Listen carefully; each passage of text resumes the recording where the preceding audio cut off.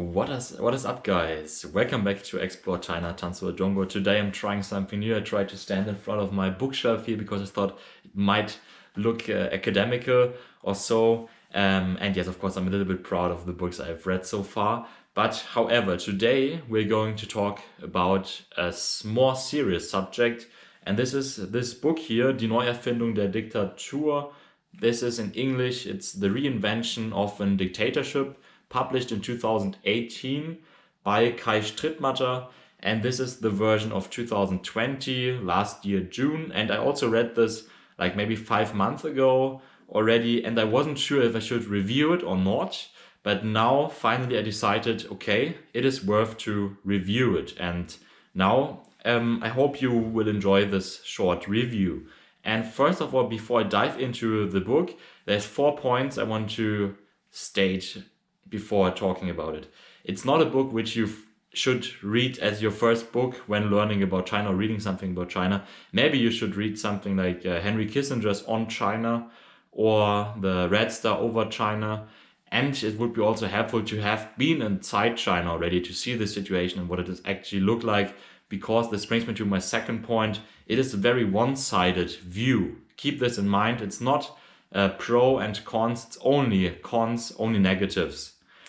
But on the third, it is something which brings some perspectives into balance again, like the Renmin Ribao or Zhang Weiwei. How they portray things is only very positive. So I think having something very negative is sometimes good as well if you can put it into perspective and can reflect on it.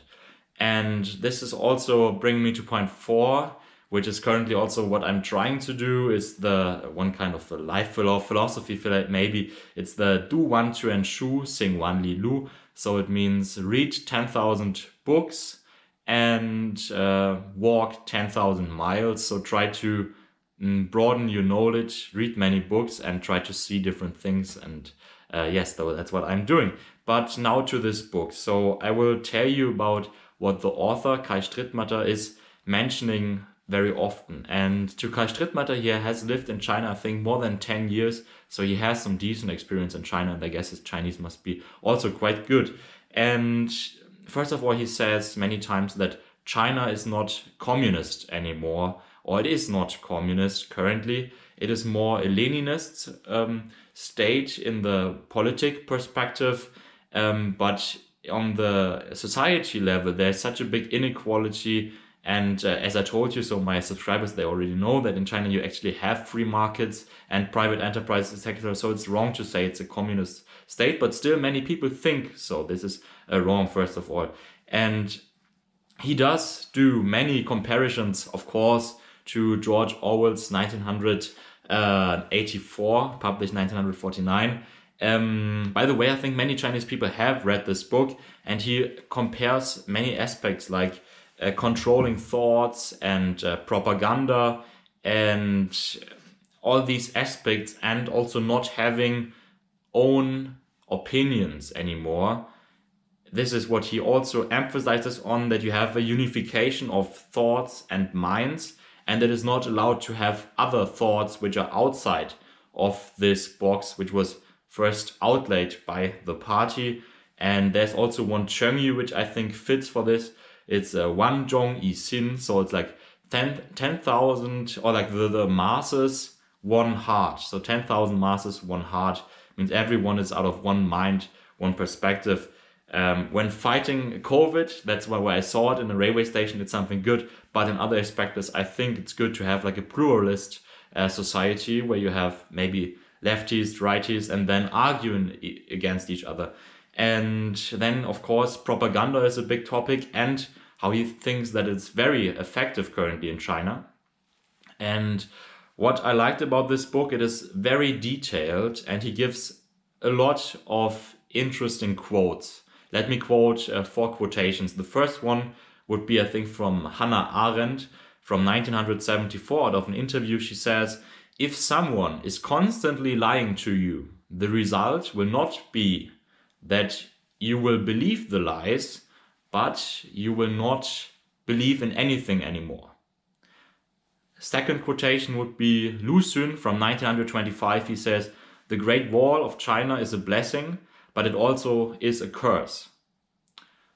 The third quotation would be that the Communist Party of China in 1946, via the Xinhua News, said a one-party state or one-party dictatorship will always lead into chaos and disaster. And the fourth quotation which I have from here is from Li Chongpeng. He says, many Chinese people do not hate the rich people. They want to become rich themselves. What they actually hate is the morale. And I think these four quotes, they are heavy and you can think about them.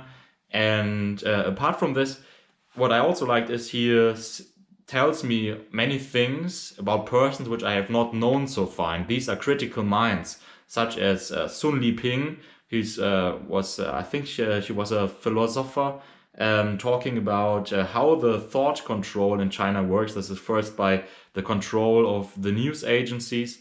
The second is the framing, and the third is to bring fear to the people when not behaving in this kind of frames and ways they were supposed to. Then Ma Rongxue Cun, he's talking about self-censoring, or Li Wenliang, the famous COVID doctor, and then many more like Zhang Xiaoli, Zheng Yi, Yang Jisheng, Zhang Hongbing, Zhang Lifan, Jin Zhangke, Rong Jian, and now also then the German guy Adrian Zenz, who started who gave a lot of evidence, or maybe not evidence, we don't know, about the Uyghur Muslims who are supposedly to be detained in these detention camps in Xinjiang.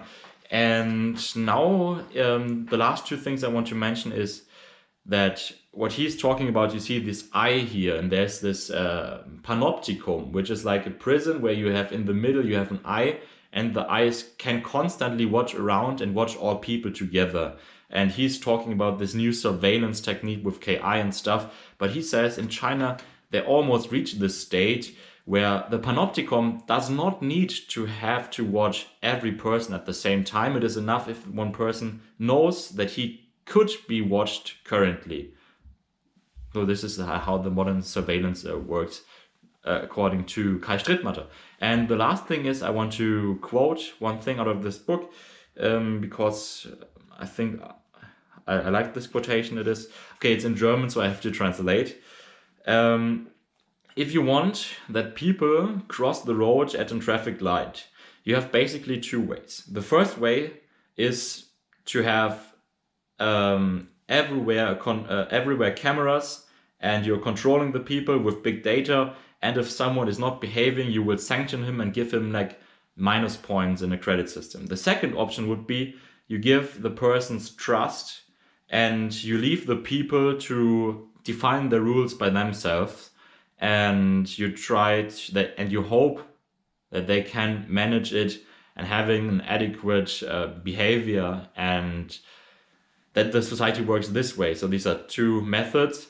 And also what Kai Strittmatter also said, there's a lack of trust within Chinese society currently. And I think this sums up this book here. Yes, it is very harsh, and it's not my opinion, it's the opinion of this author, but I take it into my consideration, and I think it is an interesting read. And I hoped you liked this short video. And currently, sorry for not uploading so many things, because I was currently quite busy with preparing for an HSK 6 test. But I will try to keep on posting more uploads. And thank you for watching, and see you again next time. Goodbye.